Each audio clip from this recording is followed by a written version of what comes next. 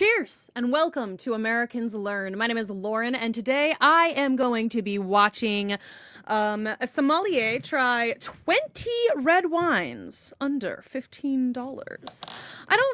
That's a lie. I was about to say I don't have any red wine. I do have red wine, but today I am not drinking it. I am drinking Kisi. It is a Georgian amber. Let's see if I can get it. There we go. They're Kisi. It is a Georgian amber wine. It's very good. It's dry. It's got like a little bit of an acidic sharpness to it. You can really taste the apricot in there. It's a good wine. But I want to hear him talk about these 20 red wines under $15 and give it a shot. The thumbnail for this video and the reason that I clicked on this video is because Snoop Dogg's Cali Red is on it. And I like that wine. I find it very good. It's a cheap wine. It's very delicious. So I want to see what he has to say about it. And also I'm kind of curious. Let's learn about some more red wines that are under $20. Let's go. Grab your drink, folks. I'm Andre Mack, aka Hi, Andre Mack. Noir, aka the Black Sheep.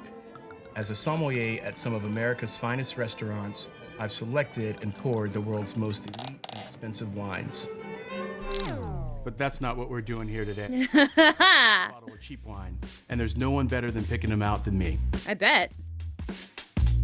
And that's what we're going to be doing today. There's Josh Sellers. Ooh. $15 and less. I mean, that is still an impressive amount of, that's a lot of money we just spent on wine, baby. I got this one from a Wine of the Month club. I usually, if I'm going to pick up a Georgian wine, I just get it from work because it's a Georgian restaurant that I work at. And I can, I get them for cheap. But it's like this time Wine of the Month club did me a solid. But oh God, I don't know. That's a lot of money to spend on wine at one time. You absolutely do not have to know a lot about wine to enjoy it.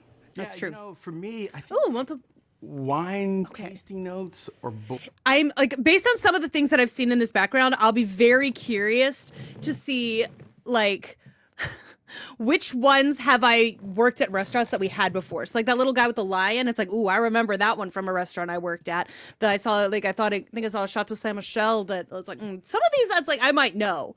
So I'm excited. Let's go. Bullshit. It doesn't matter. It's what I taste and what I smell, and it's all subjective, right? At the end of the day, you're an expert in your own taste. I'm just an expert in wine. So the first group of the 20 wines that we have are from Italy. So we've broken it down by country. Okay. And to me, Italy is always kind of, I always think of like old spaghetti westerns, right? Slightly dusty, rustic, and that's kind of what I think about when I think about Italian wine. So we have the Villa Maduro. Yes, this one we had. Montepulciano. Yep, the Montepulciano. We had this one at one of the restaurants I worked at. I think we definitely sold it for significantly more than $15. The Abruzzo, 2018. Looking at the back label, you can see the vintage, you can see the region, you can see where it's bottled, and you can also see the importer, which is something I'll talk about later. One good way to shop is by shopping by importer. The other thing, the Montepulciano, that tells me the area that it's from. Yes. Generally, I just stick my nose in the glass. I just want to smell first, checking for the same odors. If it's off, if it's bad, if it smells like my grandmother's basement, you don't want those kind of qualities in a wine. Plum, blackberry, a little bit of leather. I'm not good at telling those kinds of things.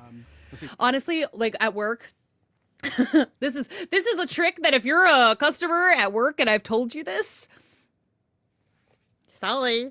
Usually it's like people tend not to know. This is something I've learned. People, when they ask you about the wine, they tend not to really know much about it themselves. So like my kind of spiel is, oh no, it's dry. It's a full body. You can taste like notes of cherry, whatever I've read on the back of the bottle, but like mostly it's like dry and full bodied is what people want to know. So it's like, I have learned to like, I don't talk about all the notes and stuff very often, except for if I'm talking about the Georgian wines specifically, because I do want to know that. But like, usually the reds, I'm like, oh no, this Pinot Noir is more of a mid-body. It's fairly dry, but it's not going to be incredibly. There's not a ton of tannins in it. I I've gotten like reviews on the websites or whatever that's like, oh, the server knew so much about wine, and I'm like, Yes, I know so much. I made up everything that I just told you. Like, I mean, I'm not wrong. I just like haven't done all the research. The tannin really dries out the sides of your cheek. So think about Yes, more it like does. black tea, but this is pretty high tannin. It's got some really great acid. I'm starting to salivate. Tannin is a very positive thing in a wine. It just depends, too. Like for, tannin gives the wine structure. So if I was going to pair this wine with like Some people really don't, but like that is, like I said, that's one of those things that like a lot of people, especially if they don't drink a lot of wine, I feel like don't want all that tannin. They don't want to feel super dry after they finish drinking their drink.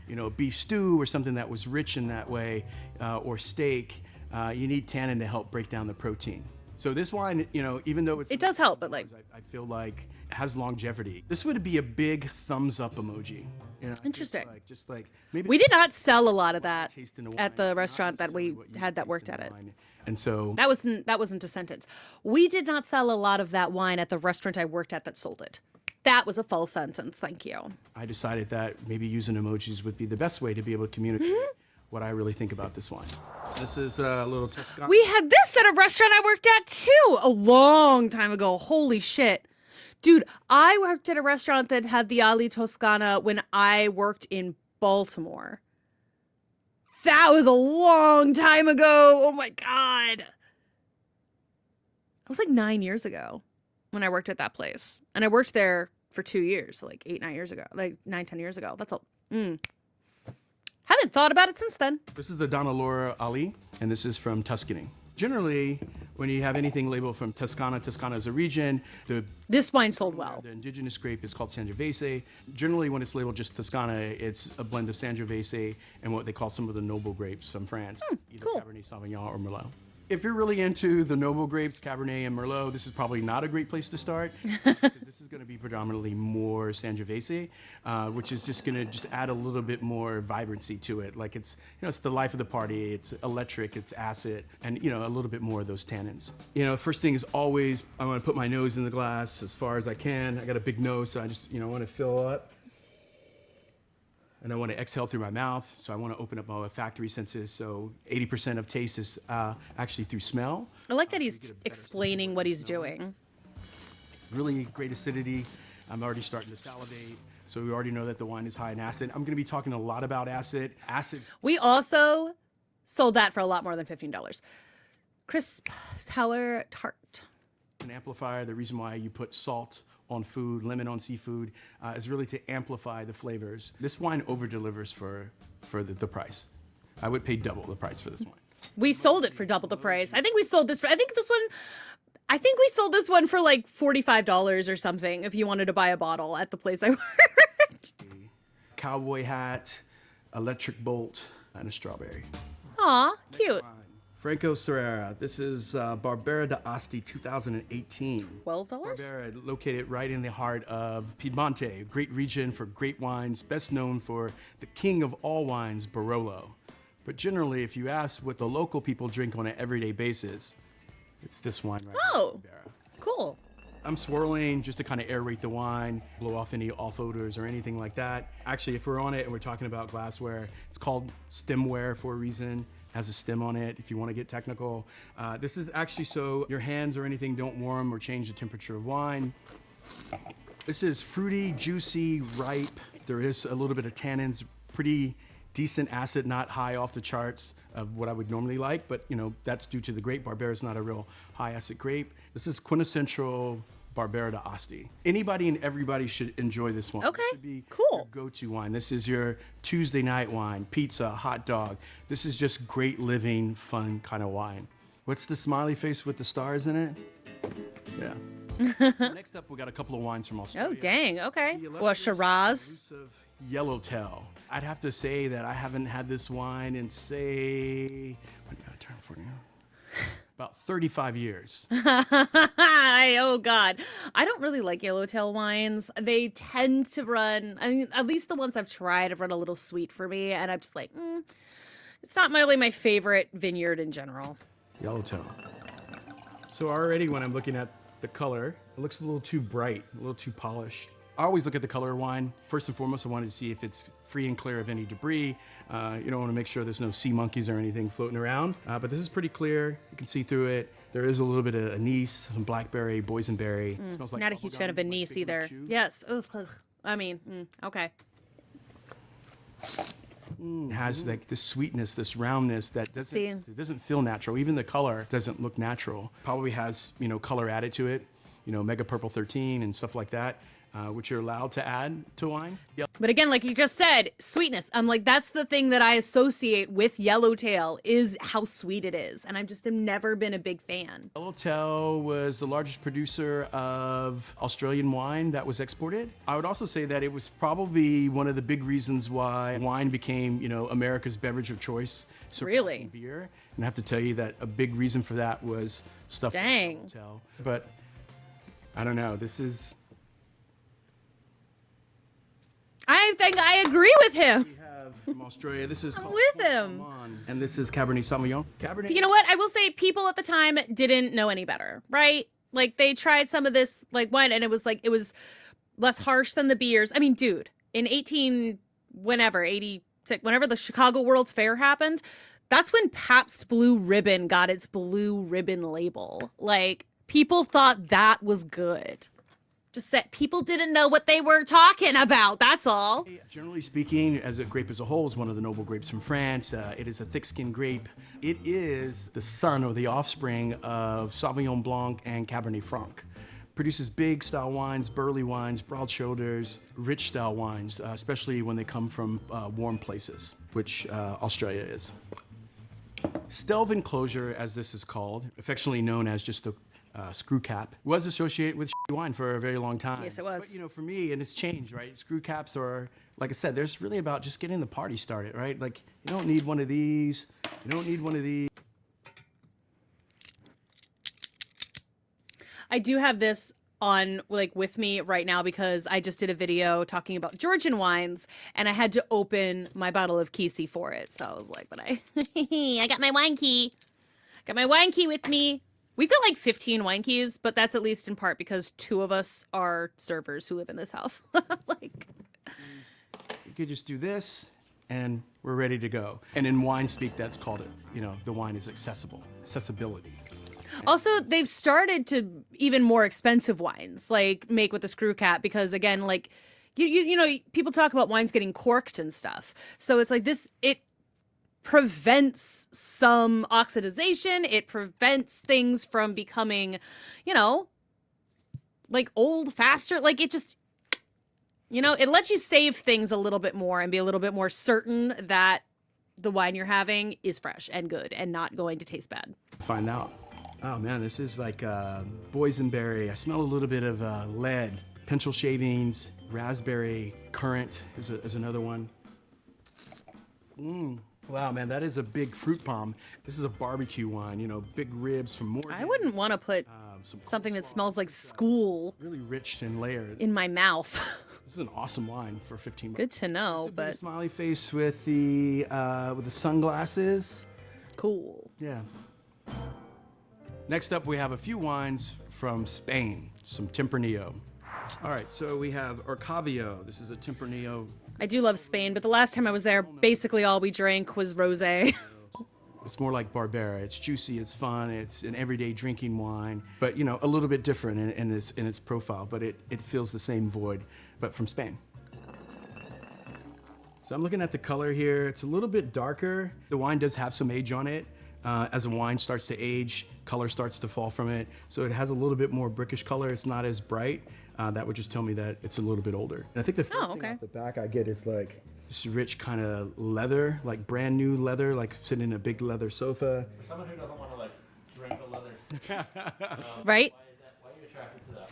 Good, because there's a wine term. It's literally called cat piss, and it's this is a good thing. But why? It's funny, the grape juice, the wine actually ages in oak barrels. In red wine, it's expressed in several different ways. It could be vanilla, it could be leather that lots of people talk about. Those all things come from oak and being aged in oak. They don't have a leather sofa, do they? I don't know. Who knows what they have? There is an emoji of a sofa. Oh God, no! JD Vance would love it too much. Get out of there! Don't do that. Cozy. Next wine here, also from Spain, Tempranillo. This is called Altos de Olivia, 2018. First off, this wine is flawed already. It has volatile acidity. So you smell it's really rancid. It smells like fingernail polish remover. So I wouldn't drink this. Okay. All right, so we're gonna try this again. Yep. So this is awesome. I wish you guys could smell. We had like smell-o-vision. You could smell the 2 glasses. This is much better. This is actually smells a little bit reduced, like stewed plums, raspberry, boysenberries. Obviously, the exact same bottle from the same producer, but what's inside, like I said, one is flawed and one is not. And Interesting. It brings me back to the important part. You know, when you're in a restaurant and it's not all for show. When they pour you a little sip of the glass and you taste it and all those things, it's really to taste it to see if the wine is of sound quality. There's absolutely nothing wrong with this brand. It's just this particular wine that's inside this bottle and it happens. We've had that happen a few times, like where someone like tries a wine and they don't like it and they try to say that it's like no, this is just, it's just not from, it's an Eastern European wine. It's just not how you're used to it. It's from Georgia. It's not what you're used to. Like, but, which is fine. You don't have to like it, but don't tell me that it's flawed, because it's not. Like, I've definitely like taken the bottle back and like tasted it, had a little sip of it myself, and it's like, nope, that's fine. That's what it's supposed to taste like. You just didn't like it. Again, totally fine if you don't like it. You don't have to like it. But anyway. All right, last up in Spain is the famous region of Rioja. It's 2015. This is Campo Viejo. Rioja, one of the famous, actually the famous, most famous region in all of Spain with its most famous grape, Tempranillo. You can already see the color. It's a little, not as bright, it's almost a little brickish. Like Yeah, 2015, damn. Tell you that it does have some bottle maturity to it. Not getting much off the nose. It seems pretty muted. That does happen sometime. I have a little trick for that. So you put your hand on top of the glass like that, and then kind of swirl. Oh. Bring it closer to your face. All right, now I'm getting a little something. It just basically trapping the vapor. Cool trip. Trying to get a little lift. Cool trick. Even though I find this wine to be somewhat one-dimensional, it's pretty well balanced. I feel like this is a pretty remarkable wine. Like to be honest, I've never had this wine before.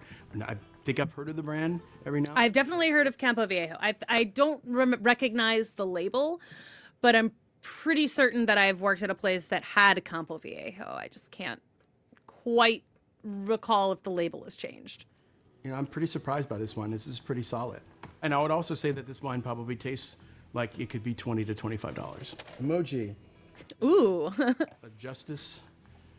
Holding a balance, I think so, right? So next up, we're back in the good old United States of America. This is Beringer. This is Oh yeah, we've had this. Fucking and this is their Beringer. Cabernet Sauvignon. First thing that's jumping out, it says American Cabernet Sauvignon, which would... Let me just, I want to double check something. I feel like I know this.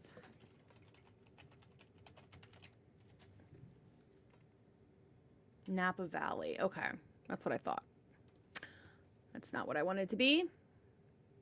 That's also not where I want to be. All right, Beringer. We definitely sold a bunch of Beringer wines at that place in Baltimore where I worked. Lend me to believe that there might be a little bit of funny business going on. The fact that it is so vague, this wine can actually be sourced from anywhere in America. The more specific you get on a label, the better quality it is. So if they're saying it's from California, that's great. But now if they're saying it's from Napa Valley, that's even better. Now if it's saying it's from Oakville, which is inside of Napa Valley, that's another thing. Okay, talking about cool. a specific vineyard within that particular sub-region. Oof. So the more Sorry, my bangs are getting caught on my like lashes. You can't. I love that I put on falsies and you cannot even. I'm like not even. You can't even tell. Like they're not even there, but my hair is still getting caught in it. But anyway, yes, my Google search said that Beringer was Napa Valley, which is. The quality you get. There's no vintage on the wine. That's another thing to look for. So this means that this wine can be blended. Yeah. You know, from many different. See that it said Napa Valley in the thing, but like what I had kind of remembered was that we had a Beringer vineyard like near where I was serving, which was in again Maryland. So like, I don't know. Maybe my. Again, like I said, this was almost 10 years ago, so it's possible that my mind is gone and I'm wrong. And vintages, it's not a good thing at this price point when wines don't have vintages. Ugh, that's a horrible color for it. So this wine is pretty flabby. That's a wine term. When I say flabby, it just means that the wine has no acid, has no lift. Kind of sits on the middle palate, has this round, rich, kind of sweet thing going on in the middle that I don't really associate with Cabernet. So It looks like California freaking- This is 2018. This is called Backstory. So I'm looking at the labels. It looks like Cabernet cough Sauvignon, syrup. So we know at least that it has 75% of that grape in it by California law, and it does say California, whereas the other bottle No one just said America. All right, so this has a darker color. It's fuchsia. Yeah, I smell a little black currant, a little bit of licorice, a little bit of anise. There is some vanilla.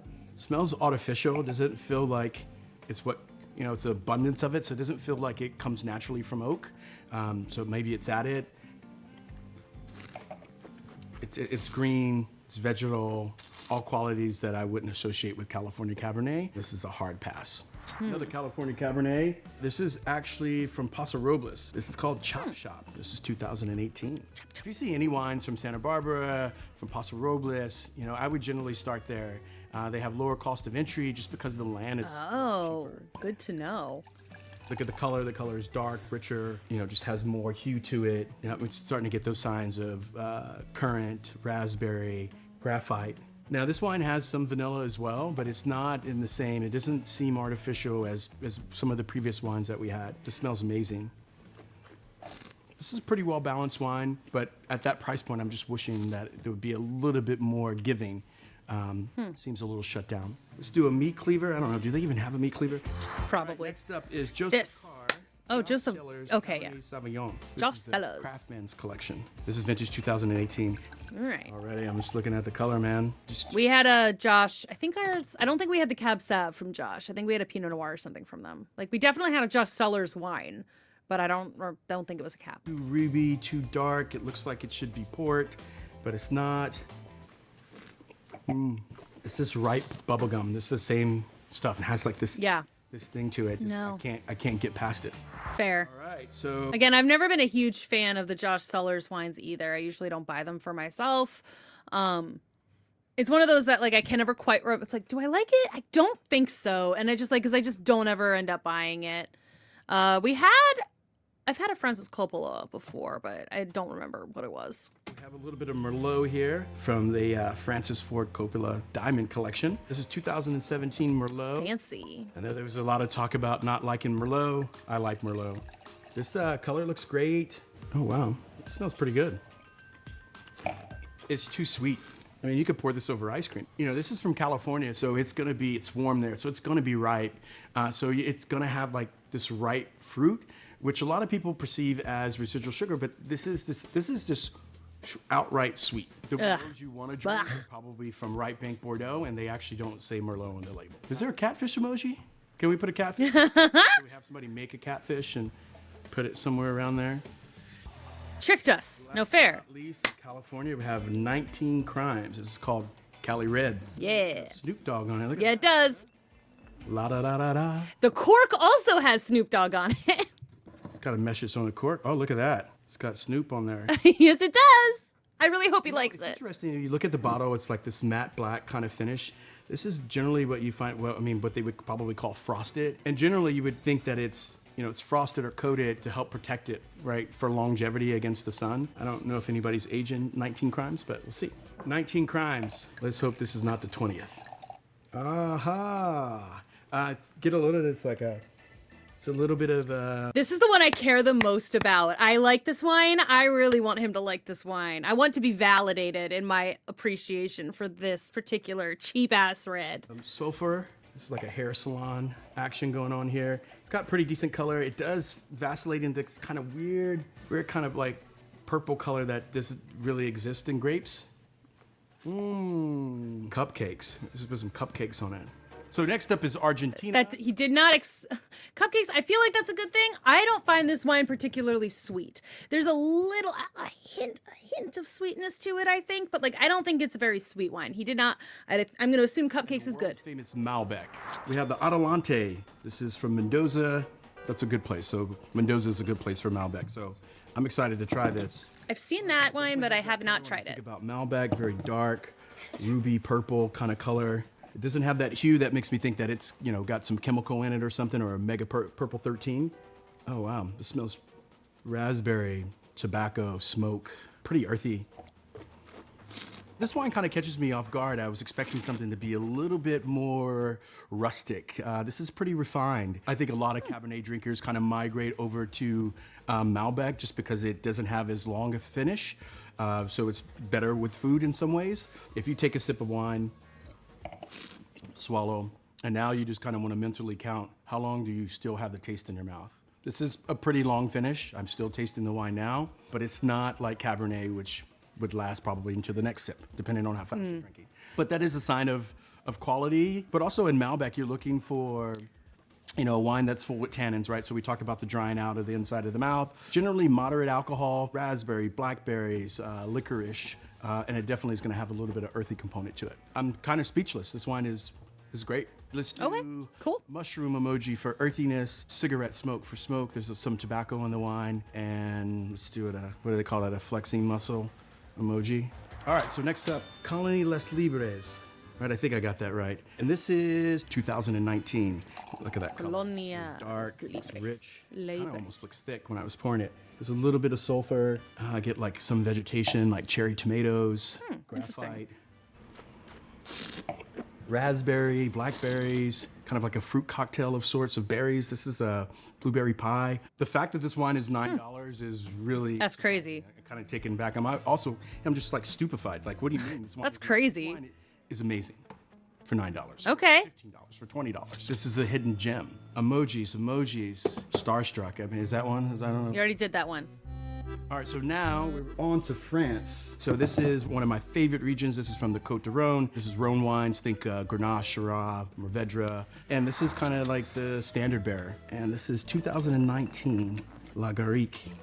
Great color. This is 2019. This is pretty fresh. First thing right off the nose, I smell pepper, ground pepper, a little bit of white pepper. Almost wanted to make me sneeze. You can tell both peppers. That's interesting. Jam, Smuckers. There's a little bit of rosemary. There's some herbs in there. Okay. It's slightly sweet to me. I guess my perception would be it's ripe. It's pretty ripe fruit. This is classic Côte de Rhône. This is a beautiful expression and a great place to start for anybody wanting to venture out and taste wines from the Rhône Valley. Let's say strawberries, herb, a big thumbs up. Now a little bit of Beaujolais. This is Domaine de la Mondone, and this is Beaujolais Village, 2019. So this says 2019 here on the front label, but when I look at the cork on the back, it says 2017. Interesting. In all honesty, the labels are regulated, the corks aren't regulated, so the corks can have anything on them, so to speak. Okay. It's the right color when I think about Gamay. Ooh, a 92 point. This one's going to be good. This one, I think this one should be good because it had like, did you see like the little 92? Like that's one of the things that I will look for. Like you see this 90, it says 92 Wine Advocate. Has the right. Like this is one of those things that I look for if I'm looking for just a cheapish wine, but like that I think will probably be good.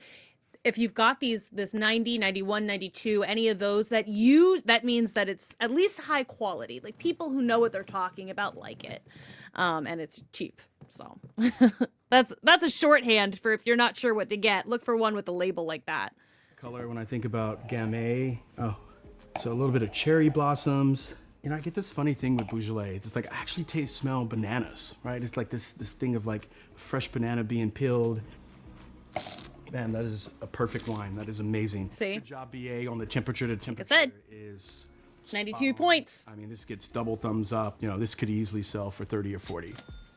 All right, looks like we're headed back to the Côte de Rhône. So the Rhône, this is 2019. This is Buehler. See, the color's a little bit darker for sure. Well, that's a heavy bottle. Doesn't matter. It's not a sign of price or quality. This is a little bit of dill. Definitely smell some leather there. That kind of reminds me of like when my dad gave me his old baseball glove. All my friends made fun of me. It was just like this old wrinkly glove. Well, I mean, my dad gave me his old baseball glove too, and that shit worked so well. I loved using that thing. It was so well loved, and like it was so flexible that when I played softball, I was like, I could do anything. It was like bigger than my face. This glove, it was huge. It was way too big for me, but like, I loved that thing. Oh wow, wild strawberries. There's a little bit of eucalyptus, mint. It's got really Interesting. great long finish. I'm still tasting it now. So some acidity, right? My mouth is starting to water. I like this one actually better than I like the last one. Really? Really surprised by the other one. This is, like I said, a little bit fuller and modern take on it. but I like it.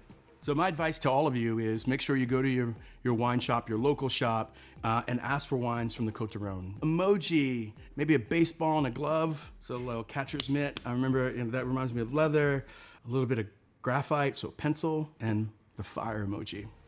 This wine's straight fire. All right, so we are down to our last bottle. It's called Zoe. It's the Tree of Life. And this is from Greece. So 2019. So Interesting. Straight from Greek, and it's about 10% Cabernet. All right.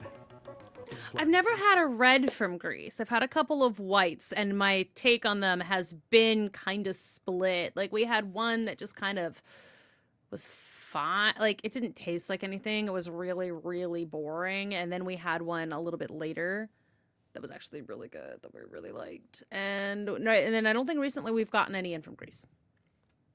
The mushroomy, herbaceous, rosemary, sage, this kind of cherry cola. Not a lot of fruit. It definitely feels like it's a wine that could be served chilled, but very pleasing on the palate. You know, I would totally drink this wine. Emoji, let's go with the herb. Is there a surprise look emoji? And a big okay. My biggest takeaways for you is drink outside the box, right? Look for off the beaten path grapes, because I do believe that they over deliver on quality, right? Because the demand is not high.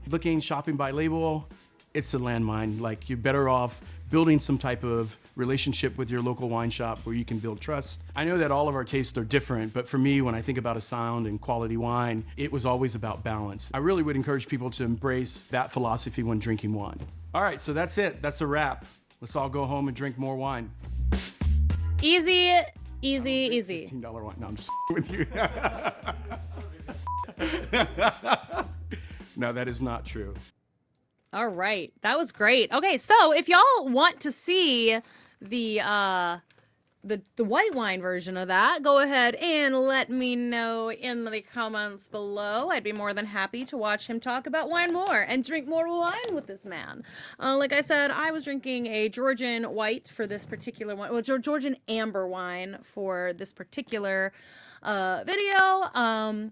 I don't know. I feel like that was cool. And I liked how he talked about his his process and like different things that sommeliers look for. And I might, try and see if I can't figure out a few more of his little hints and tricks and like words to throw in to my little spiel, which again, mostly I just tell people about how dry and full the wine is themselves. Because again, that's what people really want.